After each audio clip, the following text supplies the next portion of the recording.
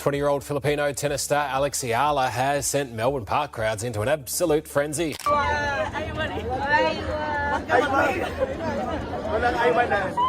It's hard to imagine that now because we're so far removed from it that it's almost hard to say I want to be number one. Little did I know that I would, Martina Navratilova shocked. As Alex Eala sells AOUT Indian Wells courtside seats, despite the high prices. Coco Gauff walked to the net at 6-2, 2-0 down, looked Alexandra Eala in the eye and said, "I'm sorry, I hate to do this." The desert crowd didn't care about the retirement. They were already celebrating the first Filipino player to reach the Indian Wells round of 16 in tournament history. But here's what nobody is talking about loudly enough. 100%. I think sports has always been on the front of social change and social progress. If Eala, can keep doing well with her tennis, who knows? The sky's the limit on the court, off the court. Is she the biggest draw in women's tennis right now in the world? And then we have a big challenger after this in Martina Navratilova, shocked as Alex Eala, sells out Indian Wells Stadium seats, despite the high prices. And this wasn't a one-tournament accident. It was the fourth time in 10 weeks that Eala's presence made a ticketing department panic. Dubai's tournament director went on record. "People were desperately trying to get tickets, but they were all gone. We've never seen anything like it." That was February. Before that, the Philippine Women's Open final sold out before Eala even confirmed she'd play. Before that, Australian Open, Court 6 overflowed until fans stood in walkways just to hear the noise. Navratilova watched it happen live on Tennis Channel, then aimed her reaction directly at the tournament organizers, not at Eala, and what she said exposed something the tennis establishment still hasn't fully reckoned with. Subscribe now. This channel covers the moments that reshape the sport before the mainstream conversation catches up. Person, and I feel like, people will like you for who you are if you are true to yourself.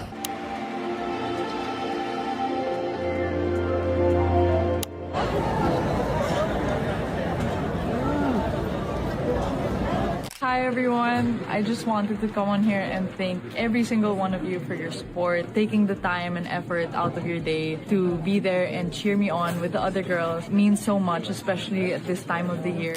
Because the sold-out trail behind Alexandra Eala runs through 3 continents, 4 tournaments, and one very uncomfortable question for tennis's governing bodies. And that full story starts right now. Let's start with what actually happened on Sunday at Stadium 1. Because the context matters enormously. Coco Gauff is the 4th-ranked player in the world, a 2-time Grand Slam champion, someone who has been playing Indian Wells for years and knows every inch of that main showcase court. She called for a medical timeout on her left arm during the first set, returned, continued competing, then walked to the net at 6-2, 2-0 in the second, and told Eala directly, "I'm sorry, I hate to do this." It was only the second retirement of Gauff's entire career. The Filipino contingent packed into the upper bowl of Stadium 1 didn't process the scoreline first. They processed the history. I wasn't able to win that same way because she started to play more aggressive, go for her shots a little bit more. So I wasn't too disappointed in myself. I just wish I made the adjustment a little bit quicker. Maybe it would have saved a little bit of future gray hairs or something. I'm really happy to advance to the next round. Obviously, it's not in the way I wanted it to end. I'm trying to recall. I think he I forgot, but he told me something, and then I told him, I was like, I'm trying, Yeah, but I think, like I said, I think at the end of the day, I definitely could have performed better today. Alexandra Eala had just become the first Filipino player to reach the round of 16 at Indian Wells since the tournament's inception. Eala's response on court was measured in a way that actually said more than a celebration would have. "I really didn't want to win this way," she told the crowd, "but this is still a big moment for me to play on Stadium 1 of Indian Wells against such a great competitor." That sentence, delivered on the biggest court at the sport's self-proclaimed 5th Grand Slam, came from a player who was ranked 140th in the world at this exact tournament 1 year ago. The ranking jump alone would be a compelling story. What happened around it, commercially, is something the sport has genuinely never encountered before. Here is the structural detail that most coverage has glossed over, and it is essential for understanding why the ticket situation at this specific tournament became so combustible. Star Alex Eala takes center stage at the BNP Paribas Tennis Paradise in Indian Wells, and of course, Filipino fans turn out in full force to cheer her on. Of course, I'm very grateful for all the support that's been coming my way, and it's really heartwarming to see that they really they make the effort and they take the time to come out and to support, and it makes the experience for the player totally different. For the first time in the BNP Paribas Open's history, Indian Wells made both Stadium 1 and Stadium 2 fully reserved and session-specific in 2026.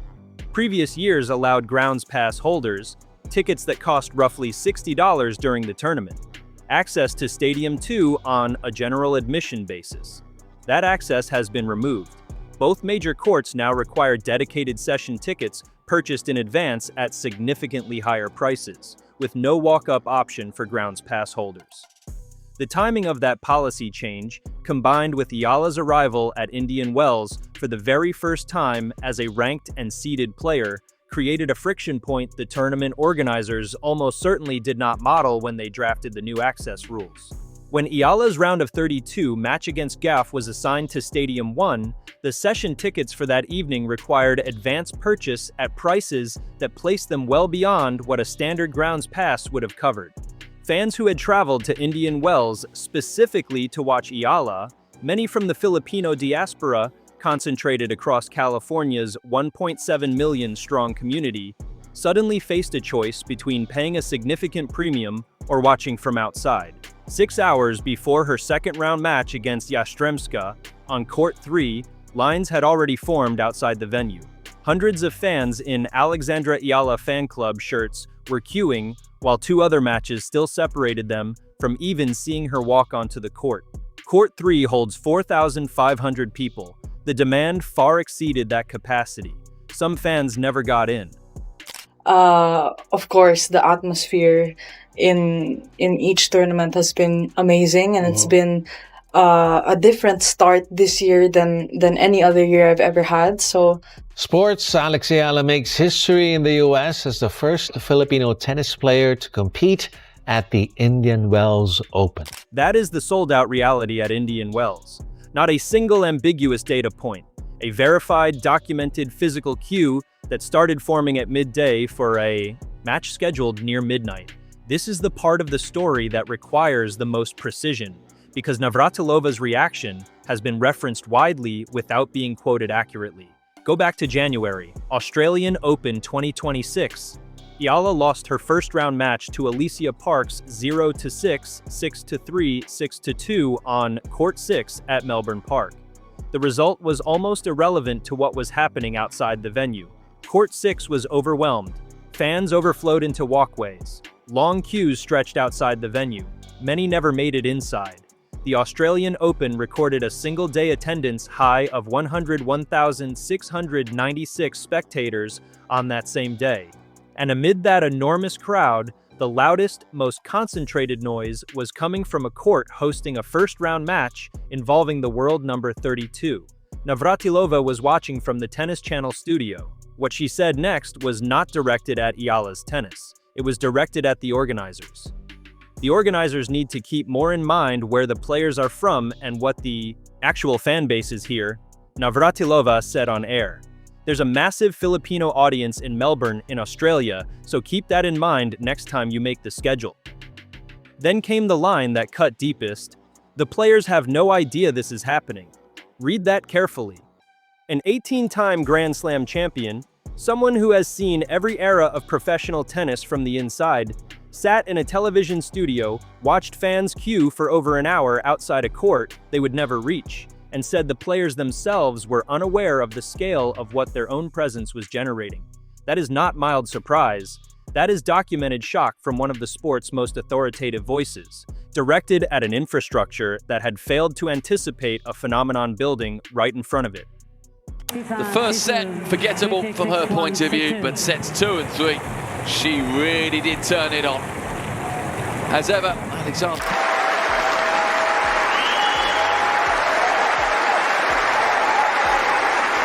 final shot that with a little complexity. Alexandra Eala breaking in the first game of the match.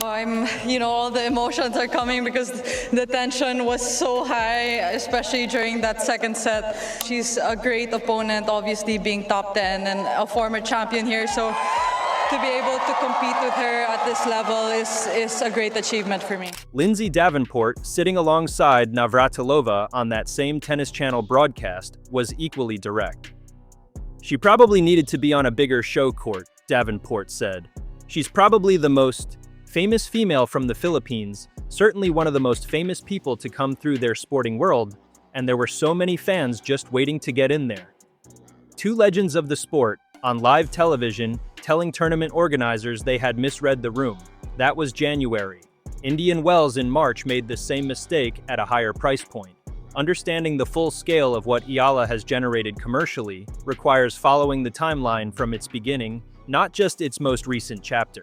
The Philippine Women's Open was held in January 2026, the first WTA tournament ever staged in the Philippines, created specifically because the WTA recognized the commercial opportunity Eala had opened in her home country.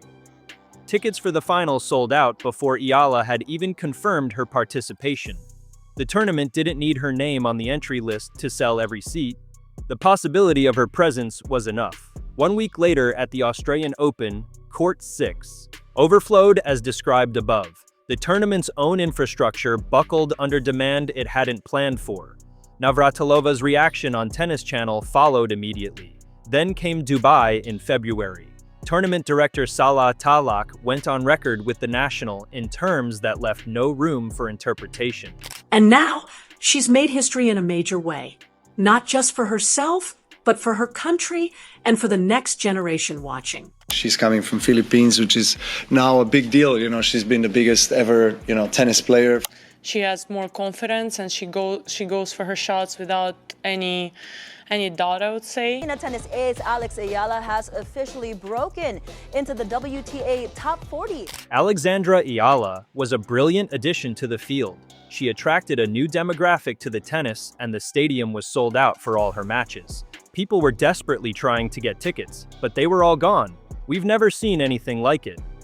The Dubai Duty-Free Tennis Championships recorded a 48% year-on-year jump in ticket sales during the Women's Week. A staggering commercial shift driven overwhelmingly by the presence of one player ranked outside the world's top 30. A separate tournament official told College Times all her matches had packed stands. Even the two semifinals didn't have that kind of crowd. The final had a full house, of course, but Eala's matches were massive. That's the ticket everyone wanted. Read that last line slowly. Eala's matches drew bigger crowds than the semifinals at a WTA 1000 event. At a tournament where the world's top players were competing in the final stages, the quarterfinalist from the Philippines was the ticket everyone wanted. Indian Wells then became the fourth stop on that trail, a trail that now runs through Manila, Melbourne, Dubai, and the California desert. 4 cities, 3 continents, 10 weeks. Commercial demand at this scale doesn't emerge from nowhere. The data points behind Eala's drawing power are as extraordinary as the sold-out venues themselves. Her pre-tournament press conference at the Australian Open generated over 178,000 YouTube views.